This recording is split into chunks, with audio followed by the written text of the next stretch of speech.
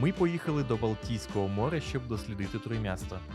Це агломерація із 3 міст.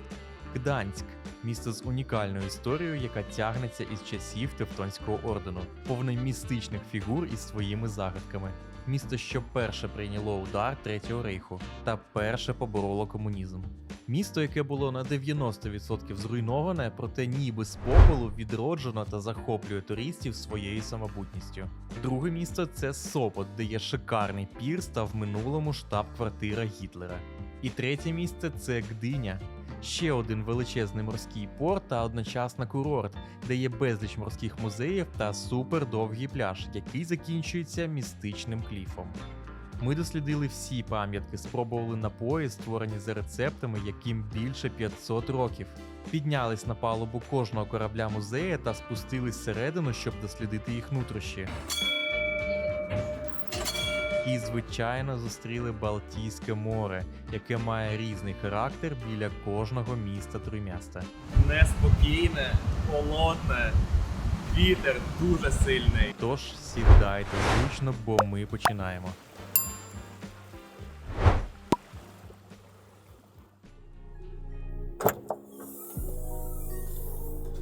Але на початку туди ще треба доїхати.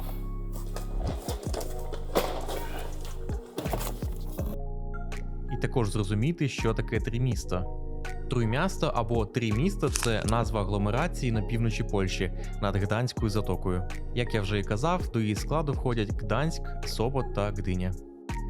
Тож наша подорож починається саме з міста Гданськ.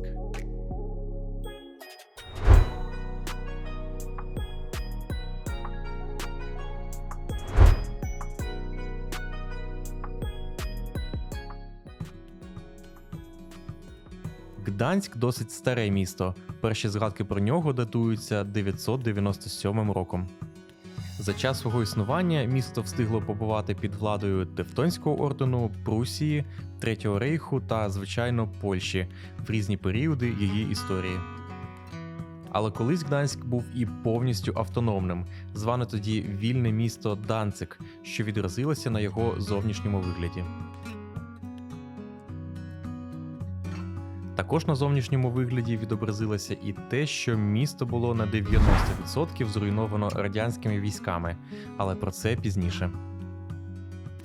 Напевно, найбільш очевидною, але тим не менш все одно цікавою, є центральна частина міста. Вона знаходиться між Золотими та Зеленими воротами, поєднані вулицею Двуга або Довга. Тож в нашому випадку ми починаємо саме з Зелених воріт. Зелена брама, ймовірно, найдавніша з водних воріт Гданську. Є першим прикладом голландського маньєризму в Гданську, стилю, який надав місту характерної краси. В двох словах, цей стиль – це елегантність та витонченість, драматичне освітлення, алегорії та міфологія, і деталізація та реалізм. Для будівництва використовувалась цегла невеликого розміру, що не зустрічалась до того в Гданську. І звана вона голландською, оскільки він пробував як тюремний баласт кораблів з Амстердама. Ну і напевно нікому не зрозуміло, чому саме вони зелені, бо візуально вони зовсім не виглядають як зелені. Одразу за воротами відкривається Двугий тарг або довгий ринок, де в свій час постійно проходила торгівля. В наш же час тут просто ресторани та барчики, проте будівлі із своїми фасадами все ще зберігають атмосферу старої Європи. Але ми не забуваємо, що все це було зруйновано, а тепер реставровано та відтворено буквально із розповідей та окремих згадок мешканців.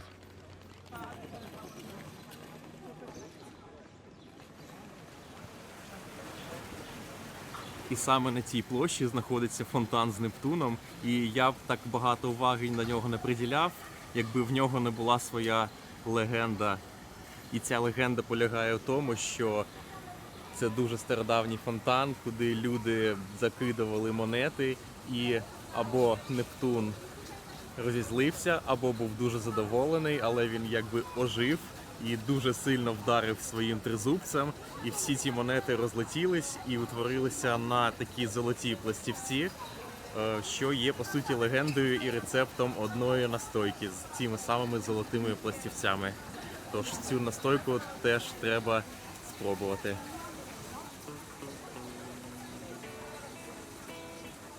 І це дійсно незвичний фонтан. Маса фігури становить 650 кг, а сама його побудова також була проблемною. Будували його довго із затримками. Під час Другої світової фонтан був пошкоджений та його вивезли. А в 1988 році постраждала найголовніше – автентичність Нептуна.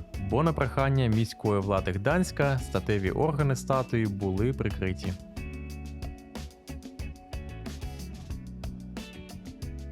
Але повернемось до головного. Ця настоянка така унікальна та легендарна, що подається в одному місці, тож швиденько пішли туди і спробуємо. І чудовою магією монтажу я запрошую до закладу Goldwasser, який знаходиться на прекрасній набережній, яка поки що в процесі перебудови.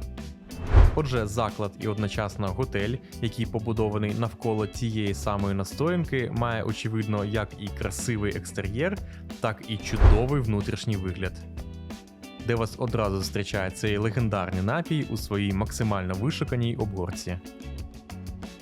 Goldwasser або золота вода з Гданську – це міцний лікер із трав та прянощів. Напій був винайдений на основі голландського лікеру Кюмель у 1598 році голландцем Амброзіусом Вермелем, який проживав у Гданську. І найголовніше, він містить великі частки 22-каратного золота.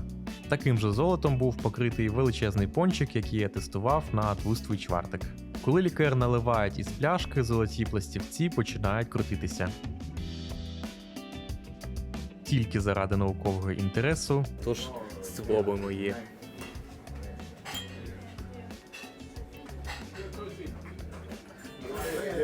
Отже, відчувається вона така дуже груба та різка, але тим не менш золото тут не відчувається. Ну, по смаку вона така дуже прикольна і насичена, як якийсь єгермейстер. Також тут теж купа трав, але така дуже зігріваюча і прикольна. Тож це теж дуже вартує того, щоб випробувати її. Тож можна цю штучку радити.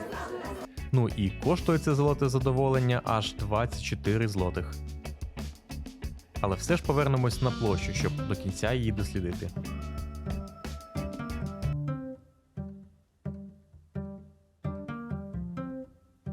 Одразу з фонтаном Нептуна знаходиться досить непримітний вхід. Це двор Артуса, раніше місце зустрічі купців, а тепер музей. Назва була взята із середньовічної легенди про короля Артура.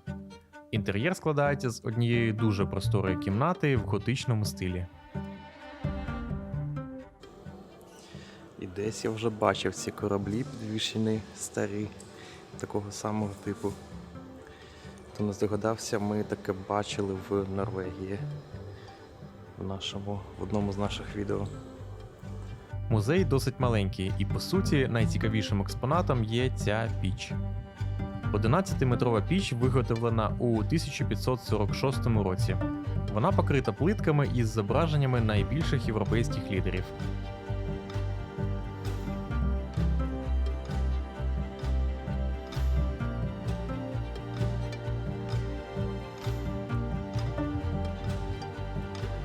А потім ще пару дрібних і не дуже експонатів, і музей закінчується.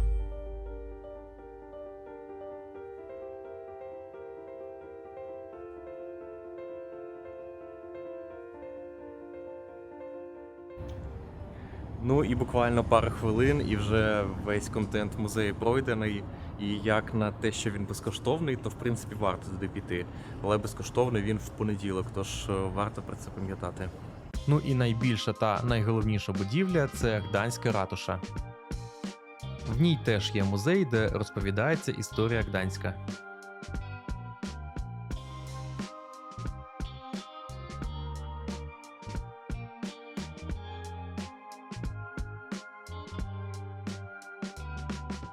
Та, звичайно, тут є можливість піднятись нагору. Ратуша має 37 дзвонів та має свій розклад на унікальні мелодії, які програються автоматично кожну годину.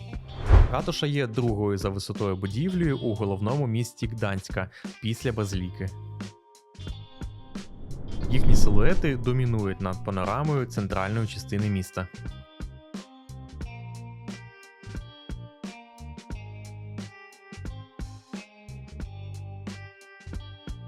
Ну і звісно, вид з цього майданчику на головну площу міста завжди гарний.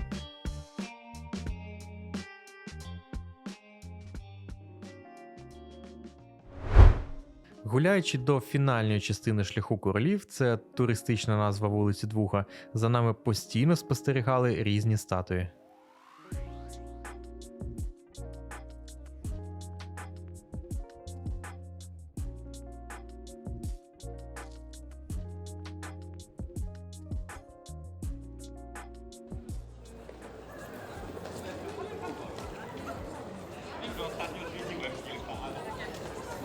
І закінчується ця королівська дорога ось цими золотими воротами. Вони, звісно, відрізняються від тих, що є в Києві, але в них теж є своя унікальна історія. Брама створена у 1612 році замість готичної брами 13 століття. Найцікавішою особливістю цих воріт є скульптури, які розташовані на горі. Це реконструкції статуй 1878 року, які є копіями оригінальних статуй, зруйнованих кліматичними факторами. На східній стороні можна побачити фігури, що символізують громадянські чесноти: згода, справедливість, благочестя, розсудливість. Фігури на західній стороні символізують прагнення громадян: мир, свобода, щастя, слава.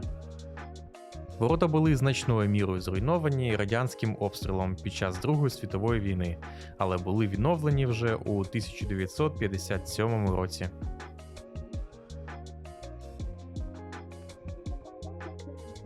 А оригінальний німецький напис на воротах був відновлений у 1990-х роках. Будуть щасливі ті, хто кохає тебе, нехай буде мир у стінах твоїх і достаток у палатах твоїх.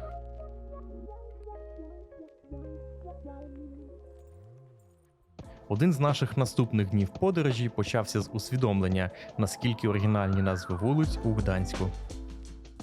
Отже, наш готель знаходиться на вулиці Хмельна, а з цієї сторони вулиці Пшенна та Житня. Ну а подалі в центрі міста є ще одна вулиця такої тематики. Ну а це вулиця Пивна, і вона названа не просто так. В польському варіанті точніше було б Півна, але це не просто ще одна назва вулиці. Справа в тому, що до 1945 року вулиця німецькою називалася Йопенгасе на честь так званого міцного пива, яке варили в той час у Гданську, відомого в Європі як піво йопейське, і виготовляли його щонайменше з 1449 року. Де-факто це був поживний густий пивний сироп, який тоді цінувався за його лікувальні властивості. І ви не повірите, але я знайшов той самий рецепт того самого пива, в честь якого названа та сама вулиця. Це пиво Йопенбір, таке дуже маленьке і дуже дороге, і будемо пробувати його на смак.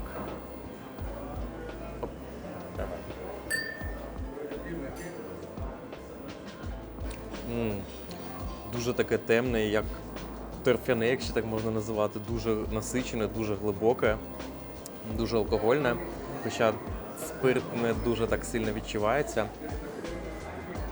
Не сказав би, що я випив би цього пива дуже багато, і не сказав би, що навіть випив 0,5, але дуже прикольний досвід, тому теж треба таке спробувати.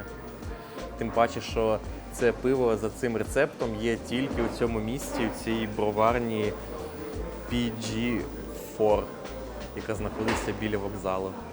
Якось так. Хоча і заклад виглядає як привокзальна забігаловка, проте заради пива можна туди зайти. Тим паче, що рецепт цього напою знаходили у архівах та за допомогою істориків. А спробувати його можна всього за 14 злотих, що значно дешевше, ніж золота настоянка.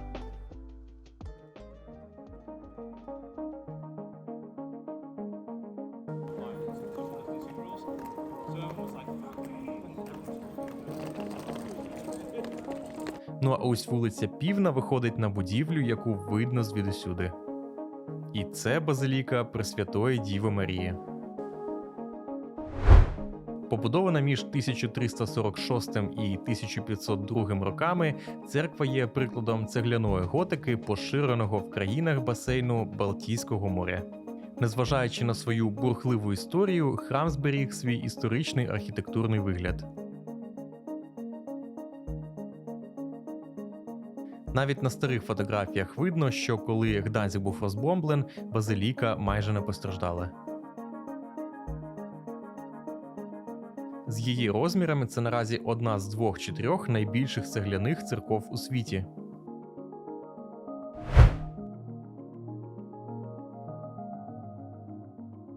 На вершині базиліки є оглядовий майданчик, де ввечері вмикається підсвітка на хрест,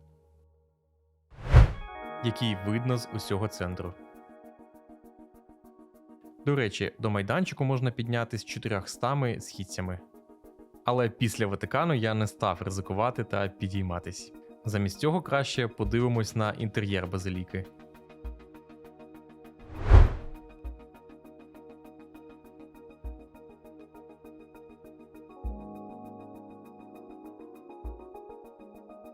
Базиліка прикрашена декількома шедеврами живопису в стилі готики, ренесансу та бароко.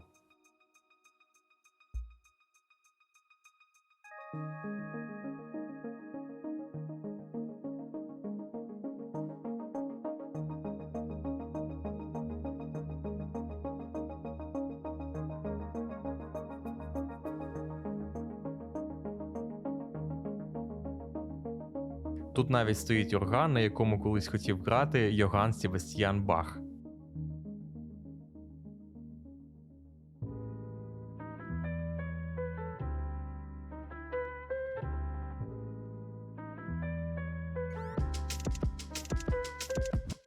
Ну, а це вулиця Маріатська, і це одна з найбільш деталізовано відновлених вулиць Гданська. Вона така дуже затишна, дуже красива, і ще тут всюди продають янтар. Вулиця починається від Базиліки Святої Марії і тягнеться до річки Матлави та Маріатської брами, що її замикає. Прикрас бурштину тут багато, як багато і незвичних ганків. Є легенда, що це було зроблено, бо місцевість тут була досить болотистою.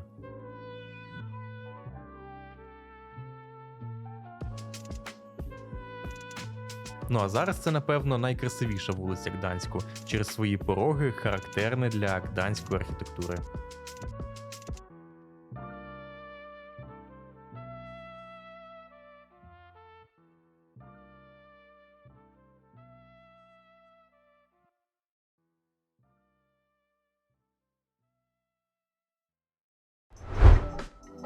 Окрім старого міста, візитівкою Гданську також є центр із річкою Матлава та набережною, не гірше Амстердаму та Копенгагену.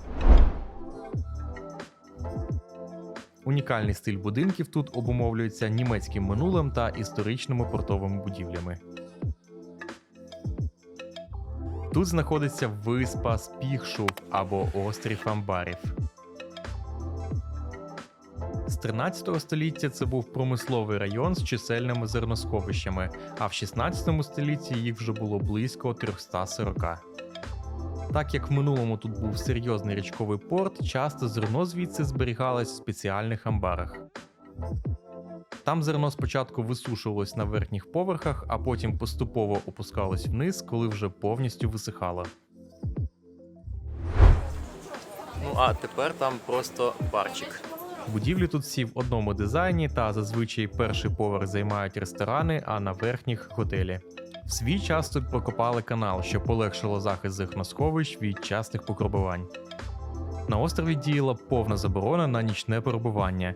Також на ніч випускали зграї собак, а грабіж тут карався смертю. Зараз цей острів – це просто перлина для туристичного бізнесу.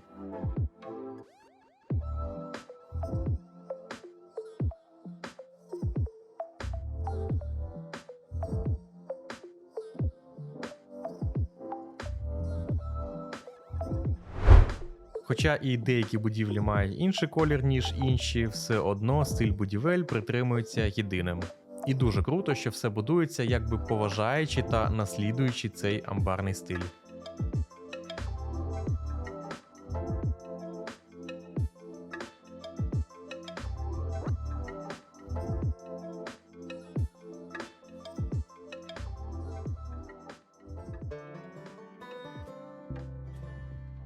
Отже, якщо йти від Зеленої брами на північ вздовж річки, вже на око потрапляє деяка збережена портова інфраструктура. А саме цей величезний жураф. Точніше, старий жураф або старий підйомний кран-журавель. Це одночасно і брама, і кран.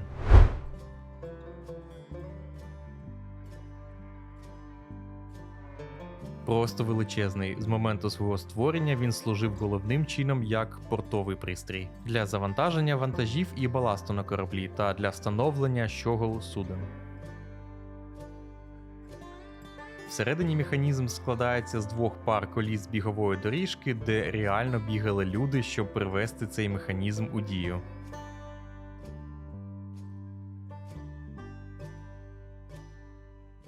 Апарат міг підняти вагу в 2 тонни на висоту 27 метрів. Ну і так, журавель підпалили в 1945 році, але вже через 5 років він був відновлений.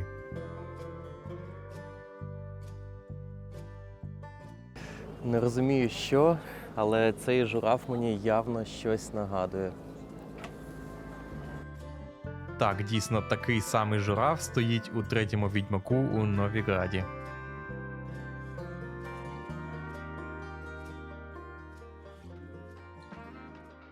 Прямо навпроти журавля знаходиться величезний корабель.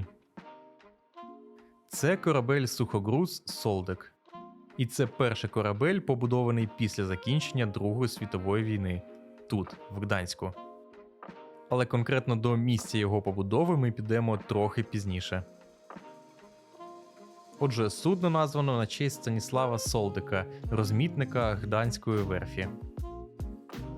Загальна довжина його 87 метрів, а ширина 12,3.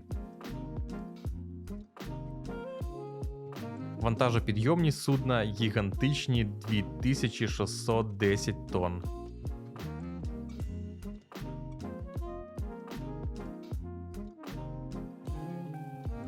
Цього велетня видно здалеку. Він пройшов дуже довге та насичене життя, і зараз це корабель-музей. Даю спойлер, це не єдиний корабель-музей, який ми відвідуємо за цю подорож, але почнемо ми саме з Солдику.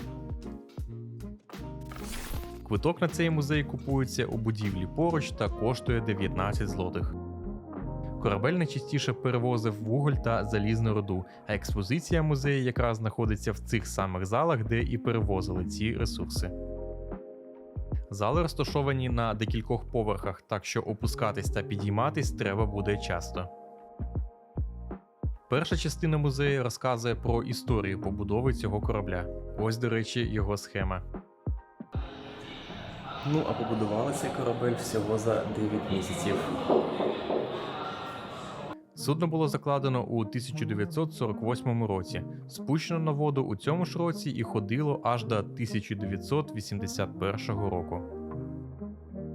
І після ремонту був урочисто пришвартований тут як нерухомий музей. Перед тим, як стати музеєм, Солдик потребував капітального ремонту, бо виглядав він просто жахливо. І правда, віддали його не в найкращому стані.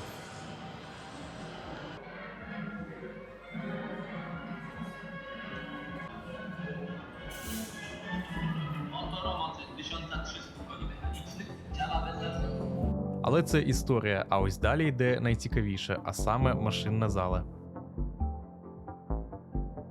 Цей корабель приводився у життя величезним паровим двигуном. Дуже важкі штуки, дуже важкі. Я не уявляю, як можна було там щось мішати ними. Дуже важко. І часом тут трапляються дуже вузькі коридори між цими залами. настільки тісно, що я зі своїми розмірами просто не проходжу разом із рюкзаком. Треба просто все знімати і рухатись якось так. Навіть відчувається вода хлюпає.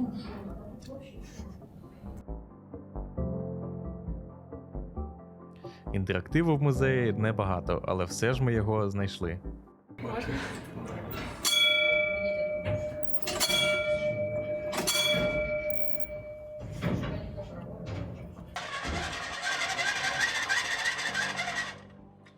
Це капітан, це капітан. Сподіваюсь, мене почули.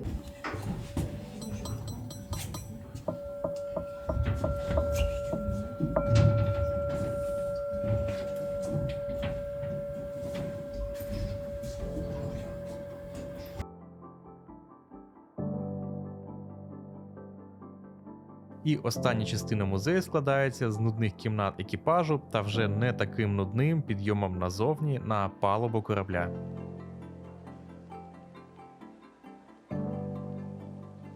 Тут можна покрутити головний штурвал та походити по зовнішній частині солдику.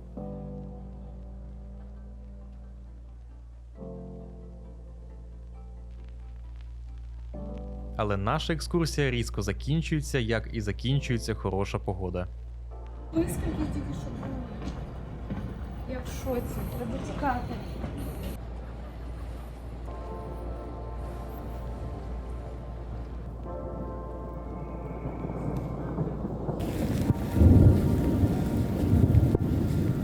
Взагалі для Гданську це норма, коли сонячну погоду змінює дощ майже моментально.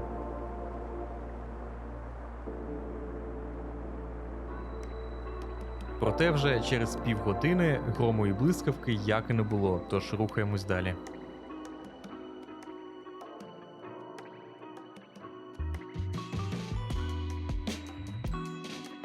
Якщо ви вже достатньо надихнулись пам'ятками портової інфраструктури Гданську, то вже час перебиратися далі на туристичну частину. А складається вона з паромів на різні популярні райони Гданську та інші прогулянкові судна. Наприклад, та ж Чорна Перлина – таке собі піратське судно, яке робить прогулянку аж до моря.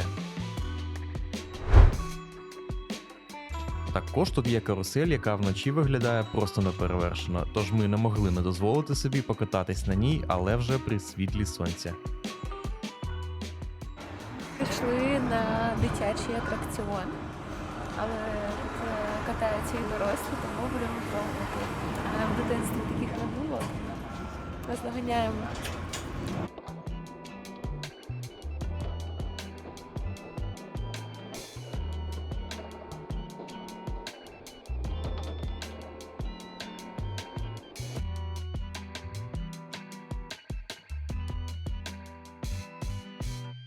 Така розвага коштує 15 злотих з людини і катають не дуже довго, але все одно це створює досить святкову атмосферу.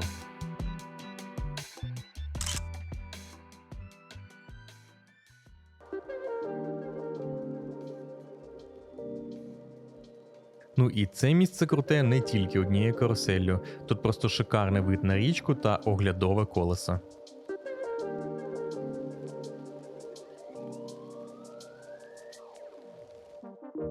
Це острів Олов'янка. Тут знаходиться те саме оглядове колесо, Балтійська філармонія, що знаходиться в приміщенні колишньої електростанції, і також той самий корабель Солдик, який ми вже відвідували.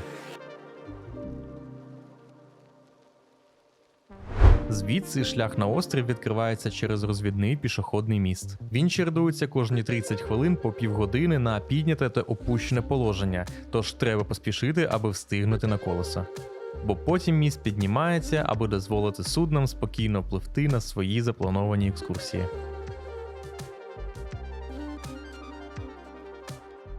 Ну і нарешті еліта вже має шанс і можливість пройти скрізь цей піднятий міст.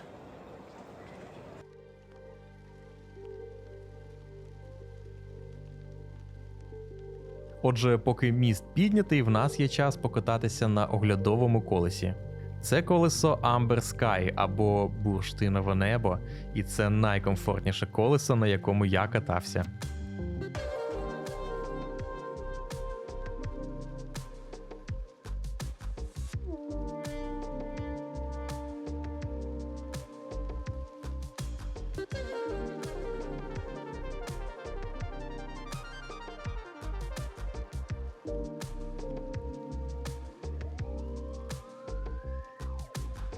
Воно прям дуже нове та сучасне. Всередині комфортні сидіння, грає музика та є кондиціонер.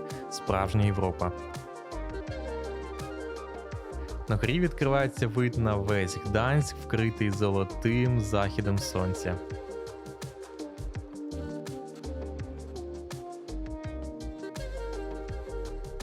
І музика тут створює свою атмосферу.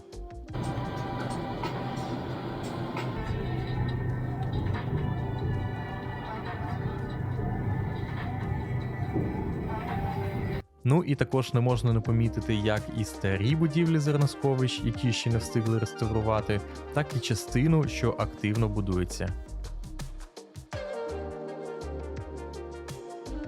Коштує ця поїздка 33 злотих і триває 15 хвилин, але вже після декількох обертів може набриднути. Отже, йшов четверте або п'яте коло цього колеса, і вже якось не сильно хочеться дивитись на це все. Хочеться просто піти. Хоча і у такому ідеальному сансеті. І дійсно, вид звідси просто чарівний, тож можна і потерпіти.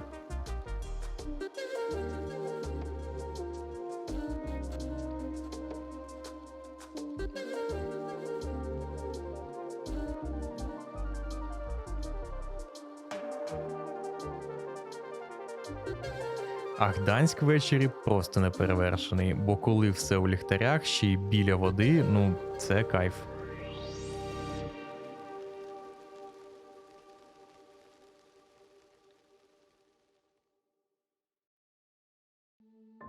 З набережною можна помітити сучасну та незвичну похилу будівлю. Це музей Другої світової війни. По деяким спостереженням, його будівля нагадує впавший в землю снаряд. Але загальна концепція дизайну була у тому, щоб позначити зв'язки минулого, тобто війни, із сьогоденням і майбутнім. І виражається це поділом музею на 3 зони. Минуле, яке ховається в підвалі будівлі, де, власне, і знаходиться експозиція. Сучасне, яке постає в відкриту площу навколо музею. Та майбутнє, яке виражається домінантою з оглядовим майданчиком. Музей Другої світової війни – один з найсучасніших музеїв у Європі та одна з найбільших виставок у світі, присвячених цій темі, тобто війні. Простір музею просто величезний, особливо якщо дивитись вгору. Відчувається, наскільки це величезна будівля. Музей складається із 3 частин – дорога до війни, жах війни і довга тінь війни. Отже, перша частина, а саме дорога до війни, складається із експонатів, які показують, як зароджувались імперії Третього Рейху та СРСР. Плакати пропаганди, розповіді про зародження тоталітаризму та тематичні зали на кожен із цих режимів.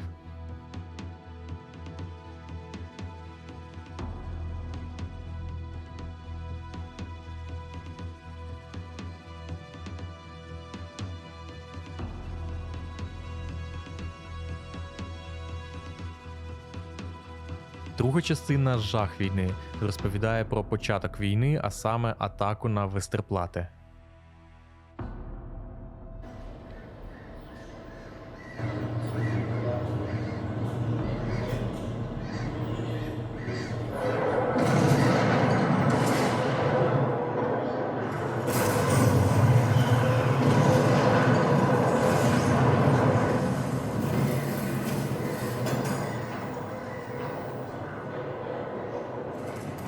Також тут розповідається про перебіг подій, всюди сучасні екрани, де ви інтерактивно можете дивитись інформацію про кожну подію та її хронологію.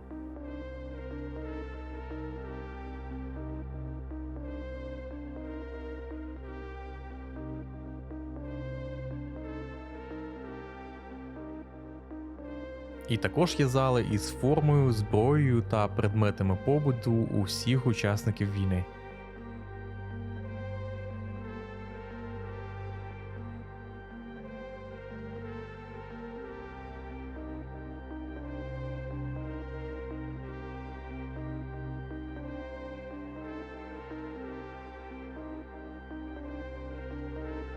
Ще й різні моделі техніки, включно із цим величезним пікіруючим бомбардувальником Junkers Ju-87. На ньому тут особливий акцент, тому що він був один з найефективніших видів зброї Люфтваффе завдяки здатності до скидання бомб під час пікірування.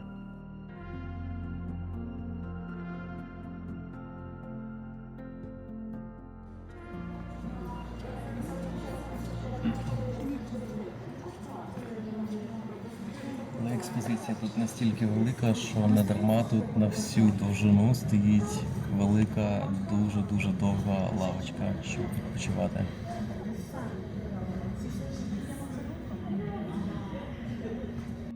І третя частина «Довга тінь війни» розповідає про наслідки війни.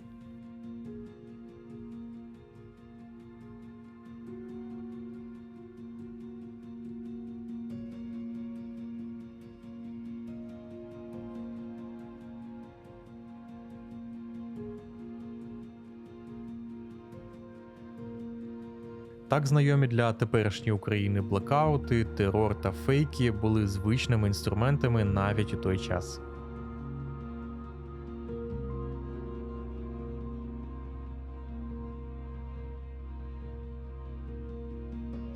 І ця частина найболючіша, бо показує жахи війни, від якої страждали цивільні люди.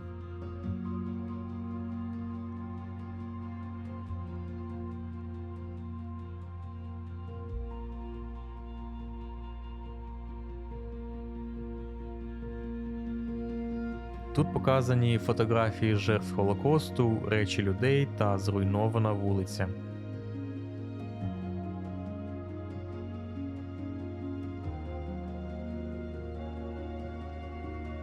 Все це не повинно було повторитись, але повторилось в Україні через спадкоємця СРСР – Росію. Тож варто пам'ятати про це. І шкода, але в цьому музеї є тільки одна згадка України, хоча і досить прямолінійна. Ну, що можна сказати по музею?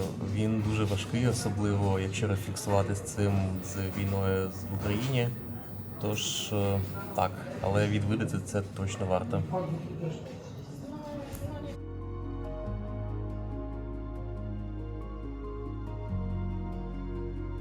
Музей Другої світової війни знаходиться в Гданську не просто так, бо Друга світова війна почалася саме в цьому місті.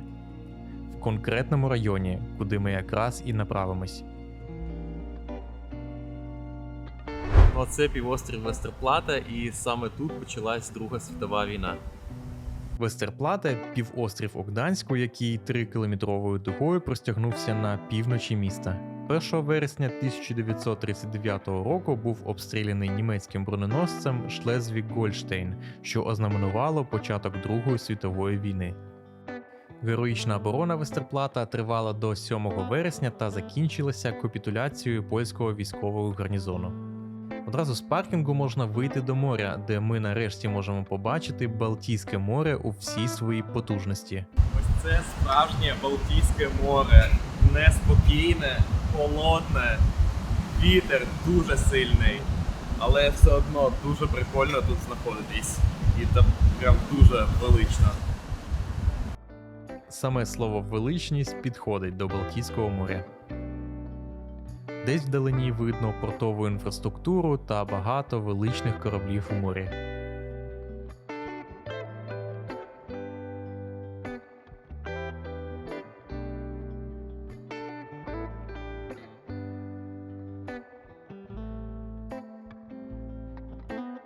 В якийсь момент набережна закінчується і починається військова база, цілком логічно, як для такого місця.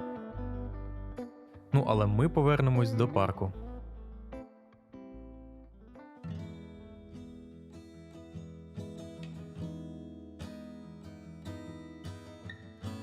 Він починається із руїн будівель, які були знищені під час нападу на Вестерплате. Також тут є меморіал захисникам півострова.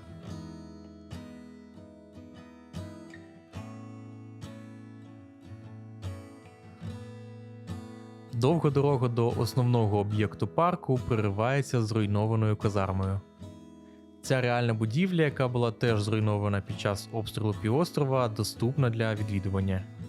Хоча і є попереджувальний знак, ніби ця будівля може зруйнуватись будь-яку секунду.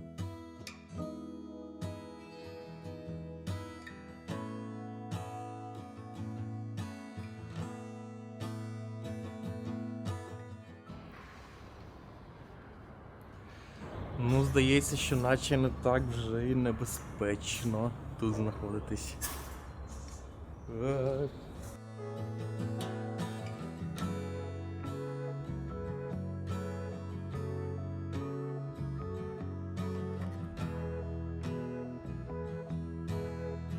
І після казарми можна вийти до головного об'єкту, а саме величезного меморіалу захисникам Вестерплате.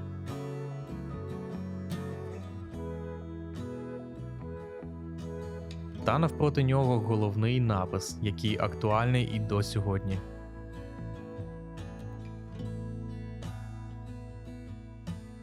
З цього пагорбу дуже цікаво спостерігати на протилежний порт, де є своє окреме життя. Тут виконуються різні роботи, розвантажуються судна та знаходиться досить гарний маяк. І також до цього місця із центру Гданська відправляється та сама чорна перлина.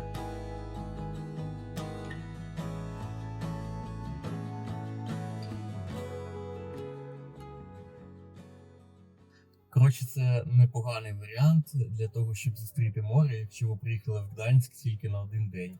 І тут одночасно можна ще й круто погуляти і подивитись, що тут було в часи Другої світової і зараз. Ну, а ми поїхали. І Вестерплате – це не єдине місце у районі моря, яке можна відвідати у Гданську. В північній частині міста знаходиться Гданська корабельня. У свій час дуже велика та масштабна промислова зона. І якраз тут збудували той самий корабель Солдек. Гданські судоверфі пережили важкі часи. Колись на гданських верфях працювало понад 20 тисяч людей, а сьогодні на них працюють лише 2200. Але все одно це дуже цікаве місце, бо тут переплітається як і серйозна портова інфраструктура, так і туристичні об'єкти. Ми знаходимось в порті, і навіть тут є така туристична інфраструктура у вигляді цього жураву, крану, на який можна записатися і потім піднятися, щоб подивитися на панорами цього промислового об'єкту, цього величезного порту. Дуже гарно, дуже велико, дуже масштабного і дуже промислового. Це один з безлічі журавів цієї верфі.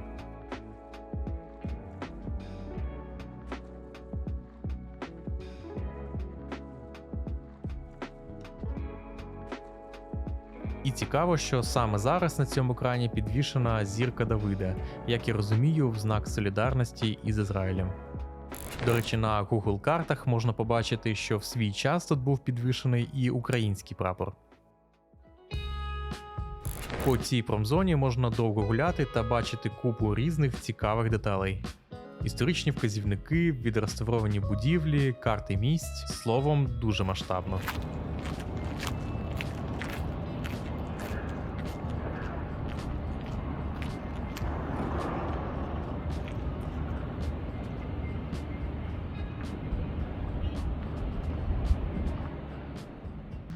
Але все ж частина цього простору використовується не тільки як промислова зона, але ще й як арт-простір із своїми арт-об'єктами.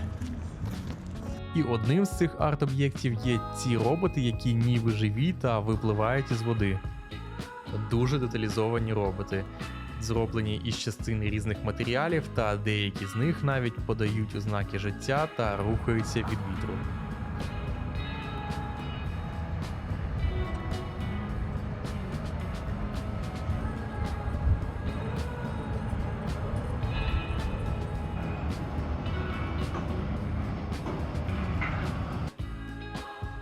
Це все виглядає досить атмосферно, особливо під звуки води та промислових робіт, які тут не на мить не закінчуються.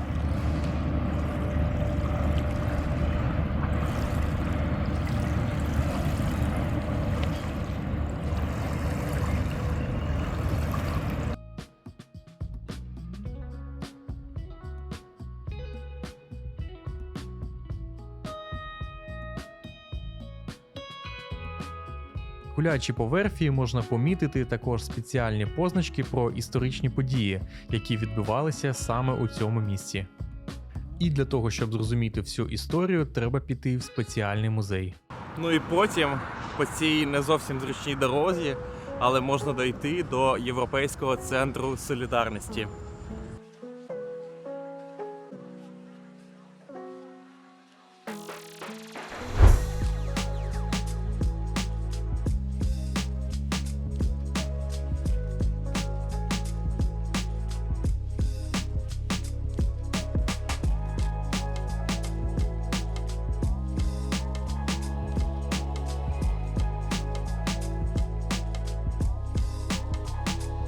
Європейський центр солідарності – це не просто музей. Це перш за все символ, бо саме тут, у гданських судоверфях, були антикомуністичні протести, що згодом переросло в широкий суспільно-політичний рух і зробило значний внесок у боротьбу польського народу із комуністичним режимом.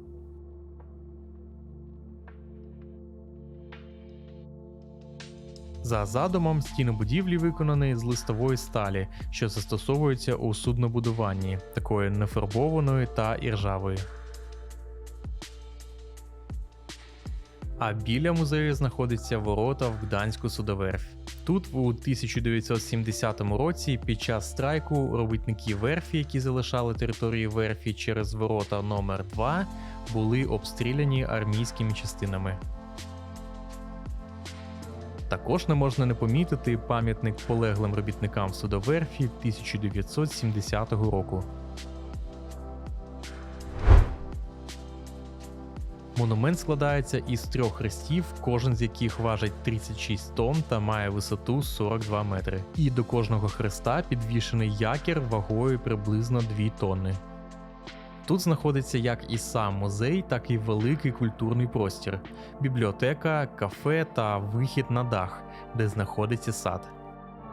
І, до речі, всередині також є окремий сад. Простір відкритий у 2014 році, що робить його дуже молодим та сучасним. По таким музеям дуже приємно ходити. Особливо, коли тут є і такі тематичні івенти. Квитки, 2 квиточки з аудіо коштують 70 злотих, це на двох. Можна взяти аудіо і піти слухати і гуляти. Що ми і зробимо.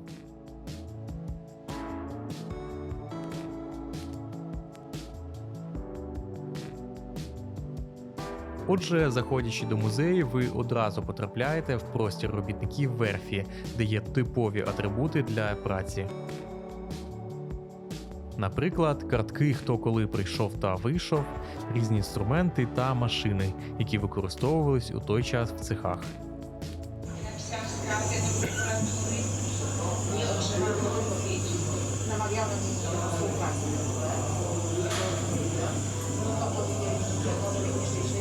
І, що найцікавіше, вся стеля увішана шоломами працівників. Виглядає дуже атмосферно, тож не забувайте підіймати голову.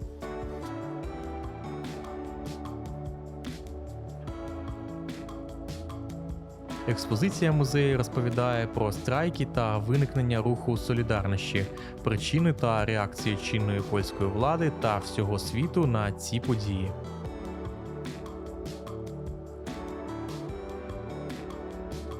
Також кімнати якби розділені, і між ними можна пройти по східцях або таких маленьких містках, що, як на мене, теж посилається на промислову інфраструктуру. І кожен сантиметр цієї будівлі так і хочеться розгледіти та сфотографувати. Продовжуючи тему музея, експозиція перетікає із заснування руху опору та солідарності в їх заборону і врешті-решт затримання її учасників.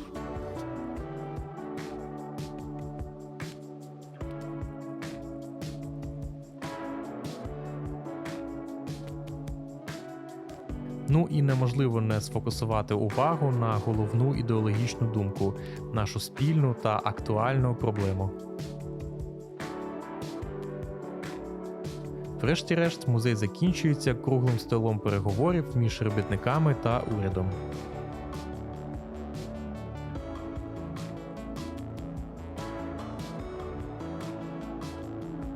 що закінчилось домовленістю про можливість частково вільних виборів у Польщі і потім закінчення комуністичної ери.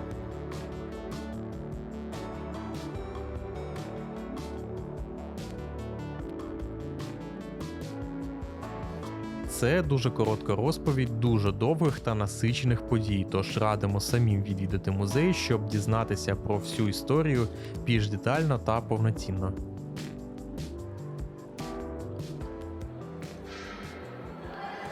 Що можна сказати, це теж дуже масштабний, і дуже новий і сучасний музей, після відвідування якого, напевно, треба довго сидіти і відпочивати, бо контенту дуже багато. Ну а по Гданську треба робити висновки. Хоч у Гданську немає пляжів, все одно місто дуже насичене. Бо Гданськ це цікаво, Гданськ це красиво, Гданськ це смачно. Не завжди, але все ж. Ну а ми рухаємось у наступне місто Тrójmiasto. Отак от, з Гданськом покінчено, і тепер нарешті ми можемо рухатись далі, і ми в Сопоті. В Сопоті.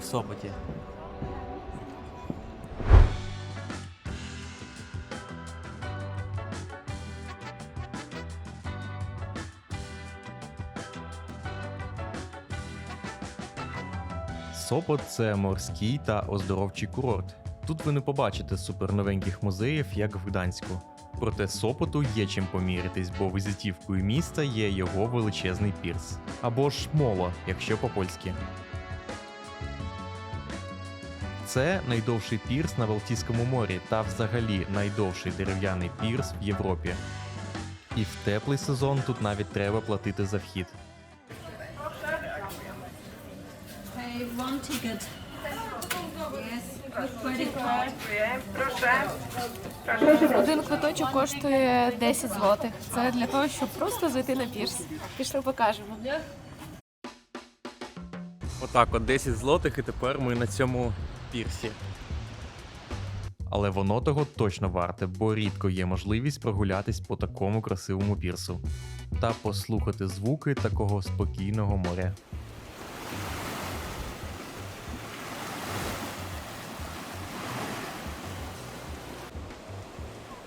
Я думаю, тут стрибати не можна тільки через те, що кожен раз треба буде платити ще по 10 злотих, щоб піднятися і ще раз пригнути.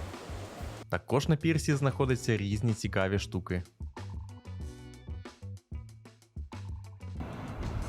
Здається, я знайшов свого аватара.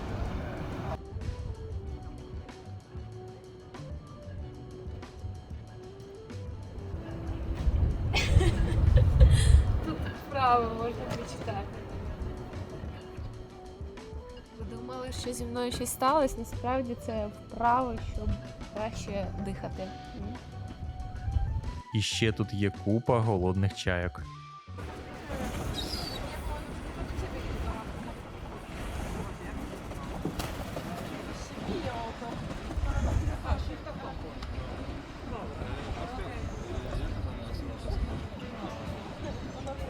В 2011 році там добудували морську пристань із довгою зоною для сидіння та прийняття сонячних ванн.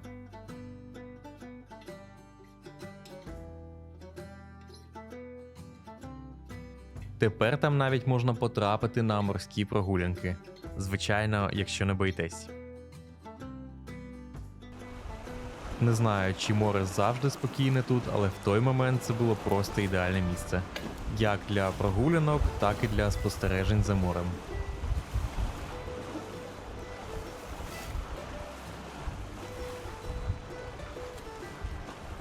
З пірсу також можна краще побачити кораблі, пропливаючи в морі. І військові об'єкти часів Другої світової війни.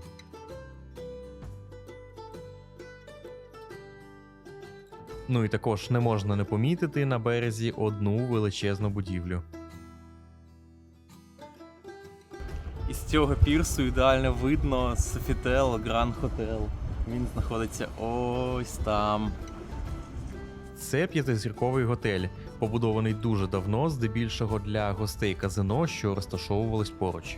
У готелю досить велика історія та великий список гостей, які в свій час відвідували цей самий готель.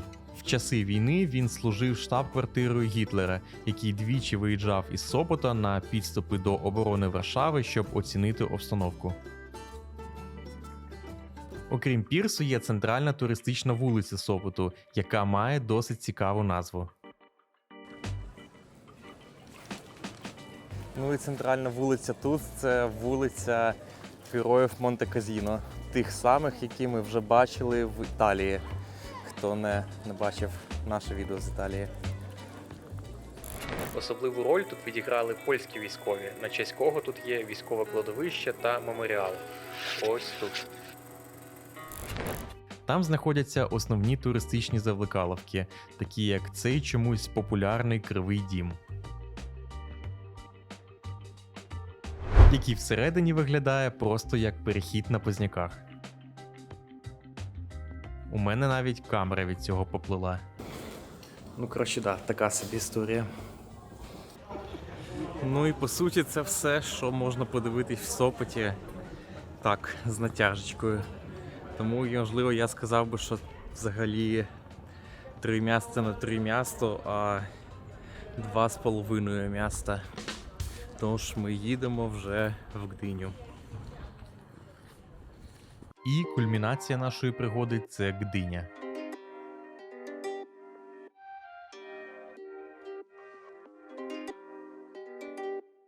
Колись це було просте рибацьке село, проте зараз своєю інфраструктурою Гдиня може позмагатись із Гданськом. Справа у тому, що коли Гданськ був незалежним вільним містом під егідою Ліги Націй, Польська Республіка зазнала потреби в портовому місті, яке було під повним контролем економічно і політично. Тому так, в результаті в Польщі майже в 2 сусідніх містах сконцентровані 2 величезних центри портової інфраструктури. По суті, центром міста я б назвав величезний пірс. І ця набережна з виходом на пірс дуже довга, здається, безкінечна. А технічно пірс довжиною 626 метрів.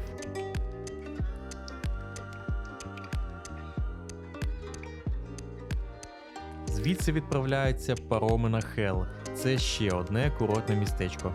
Та, звичайно, тут знаходяться різної краси кораблі.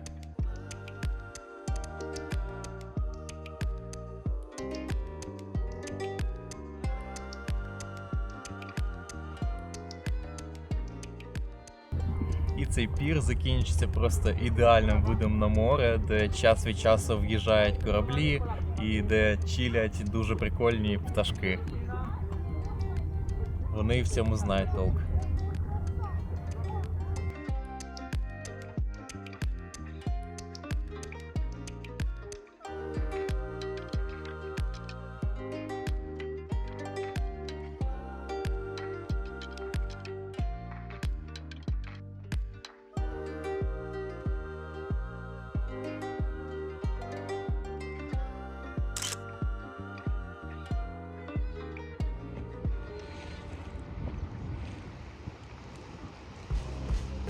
І частина кораблів стоїть тут не просто так.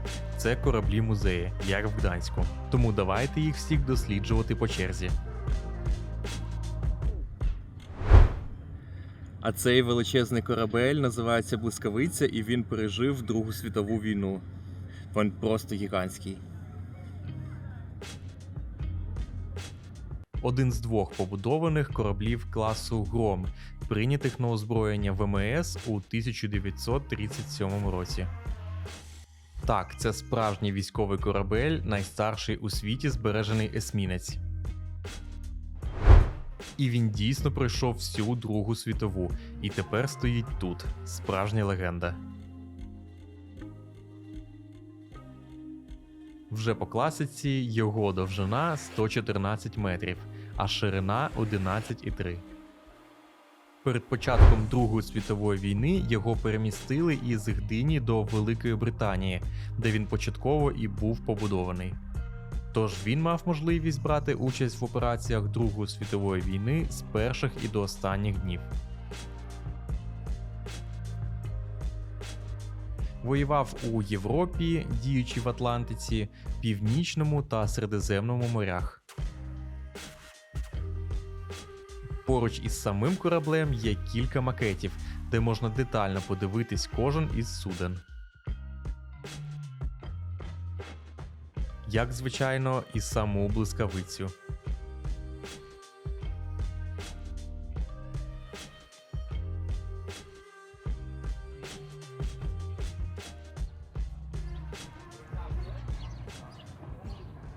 На момент свого будівництва це був один з найсучасніших есмінців свого типу, і це видно навіть зараз, який він просто такий могучий.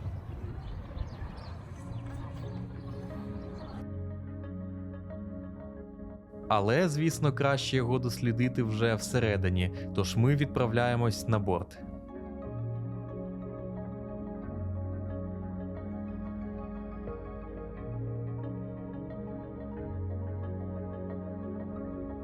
Ale tutaj też są zobaczcie, stanowiska marynarza. Всередині можна почитати про історію його будування та операції, в яких він приймав участь.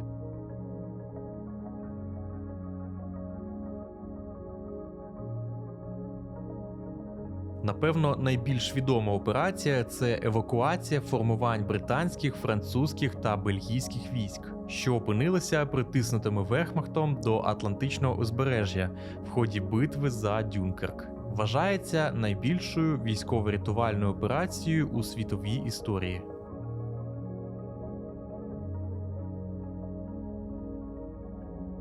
Ну і як і в Солтику, неможливо не сходити у машинну залу цього справжнього військового корабля. І запах всередині тут дуже специфічний.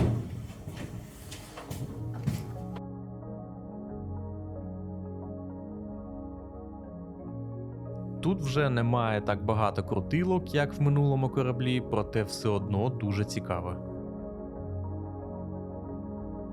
Бо корабель цей, по суті, легенда.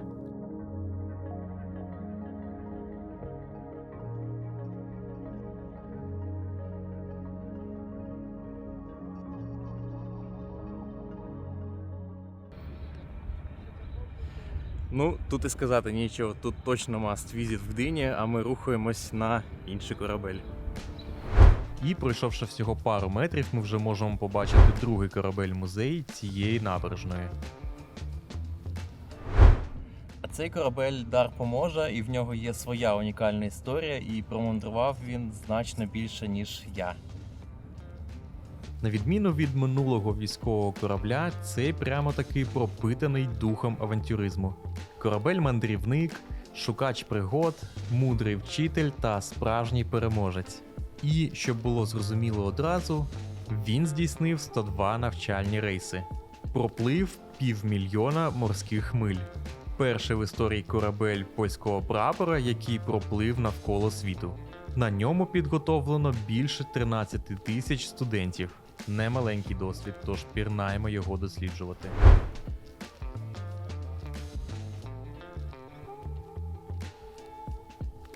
Фрегат був побудований на верфі у Гамбурзі в 1910 році. Та спочатку мав назву «Принцеса Ейтель Фрідріх». Був учбовим кораблем, а під час Першої світової війни використовувався як база для екіпажів підводних човнів у Кельні. Після закінчення війни був переданий Франції в якості репарацій, а там переданий барону Форесту як компенсація за реквізовану під час війни його яхту.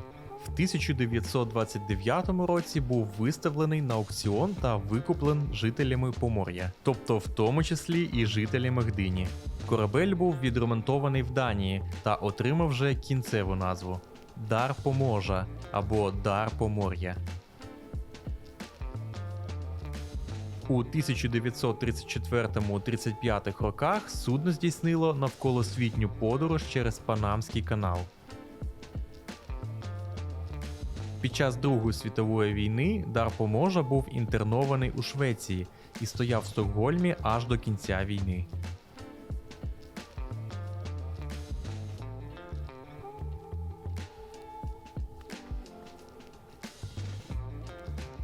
Після війни фрегат неодноразово перемагав у регатах, а в 1982 році формально списаний зі служби.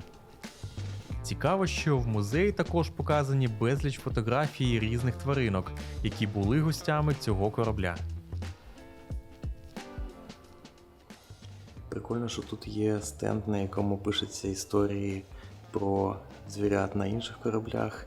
І десь я вже бачив ось це фото. І дійсно, ми бачили цю фігурку в Щецині.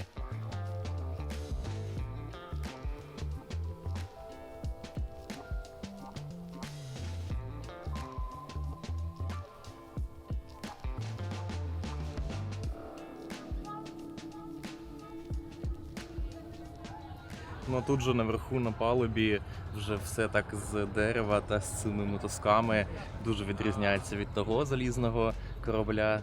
І тут такий характерний запах.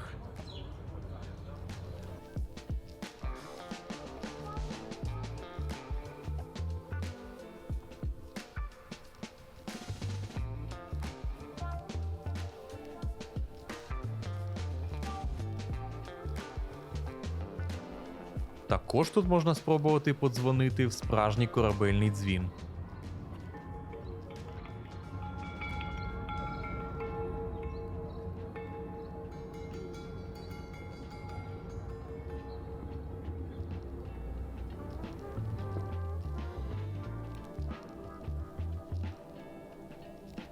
Ну а тут на носу корабля прям дуже шикарний вид. Як і по ту сторону, там де басейн, вода, море, так і всередину, де ці всі мачти, мотузки, прям прокидається дух дослідництва, пригод та авантюризму.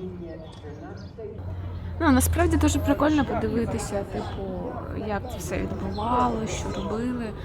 Але коли дивишся, то масштаби дуже великі, і я дивилась на верх, ось, і не розуміла, як взагалі розпускають ці паруса, бо це дуже потрібна велика фізична сила. Ось, тому важко уявити. І у цього корабля з'явився свій послідовник, а саме корабель Дар Младежі, який по суті виглядає дуже схоже, але він, судячи за все, на своєму якомусь завданні. Тому третій корабель нам відвідати не вдалося. Проте відкотимося трошки назад. Під час візиту в військовий корабель можна помітити, що він нерозривно пов'язаний з окремим музеєм, тому переміщуємось туди. Якщо хочете зекономити, то одразу з блискавицею треба купувати квиток ще й на цей музей, бо буде дешевше. І це військово-морський музей. Початково першим осередком музею була стара віла, розташована біля пляжу в Гдині, де і знаходилась виставка. А на території навколо неї були виставлені елементи озброєння та корабельного обладнання. Та й по суті зараз це виглядає як солянка із радянських ракет, німецьких та всього морського мілітарного, що можна було притягти до цього музею.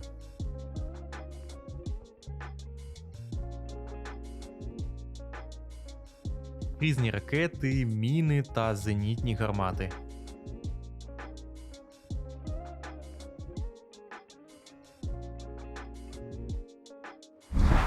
Верхні поверхи вже більше про історію.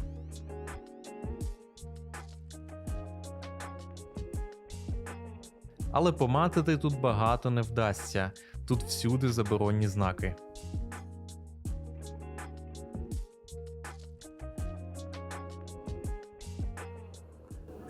Що ще є дуже цікавою особливістю цього музею, це те, що він повністю інклюзивний. Тут навіть на різні поверхи є ліфт. і платформа, яка доставляє і ігнорує всі східці, тобто людям на колясках можна спокійно сюди ходити, відвідувати музей цей. І, напевно, найцікавіша для мене зона – це купа моделек кораблів Польщі у різні часи.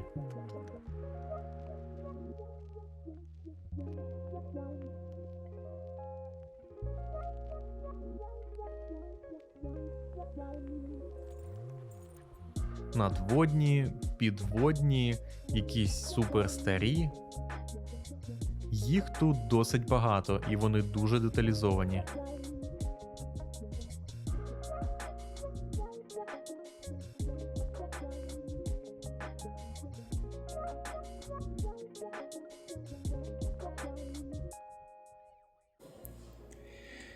Ну і ясна справа, з цієї висоти цього 3-го поверху тут просто ідеальний вид на море. І також прямо із музею є вихід до парку, де зберігаються вже прямо такі гігантські експонати.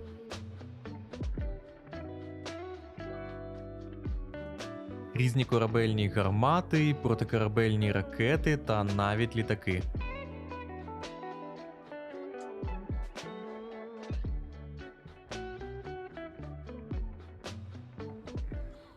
Отут начебто показуються відмітки того, скільки раз було уражено і що, але не зрозуміло, чому тут герб саме Польщі.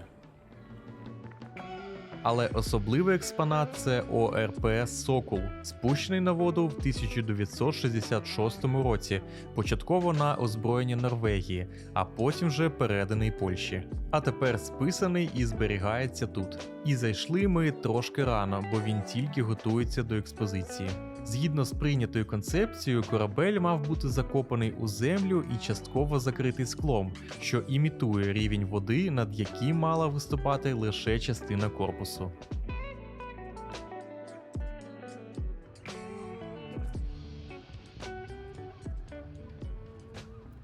Ну і що можна сказати по цьому музею? Якщо вас ще не задовбала військова техніка та військові предмети різні, можливо, якщо ви тут будете, то може і варто зайти.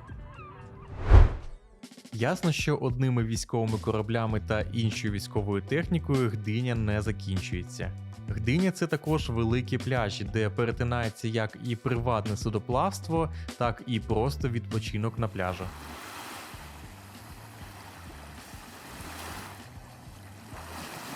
Експерт каже, що море холодне.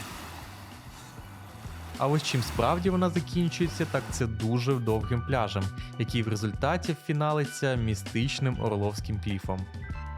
Це десь в тій стороні, тож точно треба йти туди. Половину цієї дороги можна пройти, а точніше проїхати на самокатах або велосипедах.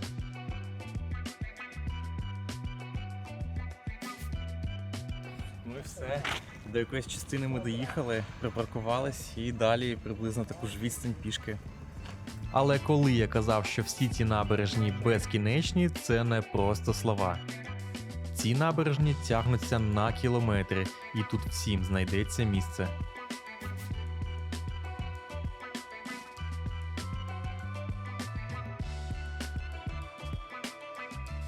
Отже, починаємо нашу другу половину походу, але вже по іншій місцевості. Цей шлях теж дуже довгий, але по дорозі нам зустрічаються різні приємні супутники. Ну а іноді здовж узбережжя можна побачити ось таких друзів.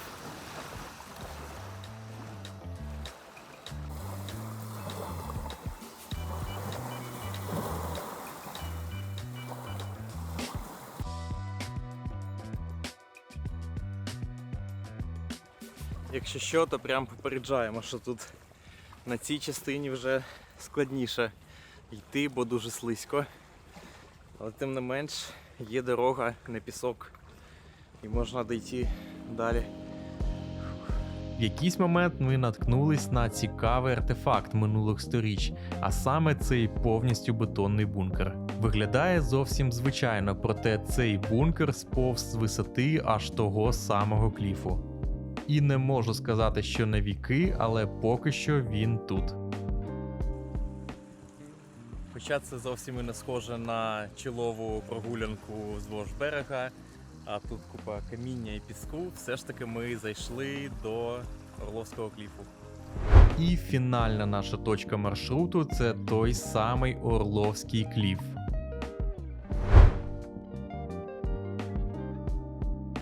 Здавалося, щоб це просто обрив майже у воду, але цікавість того кліфу у тому, що він підтверджений абразії. Це один з ерозійних процесів, що полягає в стиранні гірського шару пухким гірським матеріалом. Простими словами, кожен рік цей кліф стирається і його висота зменшується аж на 1 метр за рік. І якраз через цю особливість і сповз наш минулий бункер. Тут навіть є попереджувальні знаки, бо ніколи не знаєш, що в такому активному середовищі впаде на голову. Орловська скеля ділиться на 2 частини. Мертва, тобто не піддається абразії, у вигляді сувів, порослих рослинністю. І цей шар простягається аж до порту Гдиня. Та активна, вона виступає в бік моря і піддається абразії. Ну і вздовж скелі проходить морський пішохідний маршрут аж до Сопота. Тож, якщо було бажання, можна було пішки дійти аж до нашого минулого міста. І якщо не хочеться брати таксі до міста, а повернутись пішки, то є ще один красивий варіант. Ну а піти з кліфу назад до Гдині можна вже оцим маршрутом. Тут купа різних стежок і всі вони ведуть якби через цей ліс, де співає купа красивих пташок, судячи по їх співам. Фух, хоч я і вже задовбався після цього підйому, але хочеться сказати, що тут просто нереально красиво, нереально тихо і спокійно. І в цей час, в травні, якби не сезон, але тим не менш, людей тут майже нема. Підводячи підсумки, хочеться сказати, що це 3 зовсім унікальних міста. Комусь сподобається тихий Сопот із курортними пляжами, комусь насичений багатою історією Гданськ, а комусь мікс курортів і музеїв у вигляді Гдині. Але в Труймясті точно є на що подивитись. Ну а вам дякую за перегляд. А ви пишіть свої думки з цього приводу і побачимось вже в наступних відео, тож підпишіться, щоб не пропустити їх. Всім пока!